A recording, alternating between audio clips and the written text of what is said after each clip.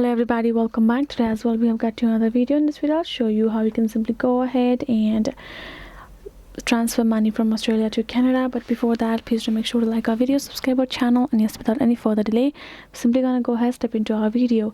For the matter, the very first thing would be simply for you to access a Western Union. Can be from your app mobile phone. You can install it from your app store, Play Store, according to the device that you own, or you can go to your browser and simply type in www.westernunion.com. Once you have done so, this kind of interface is gonna appear, and you can see right now we are in the home section. And afterwards, let me go back. So this will be the home section of ours, right? So afterwards you're gonna go on top and tap on the send money, and now this kind of interface is gonna pop up where you can say send money, find a location. So of course you're gonna find out at the agent's location, so you can send the money through them. But before that, scroll down to the bottom and choose how you would like to send the money.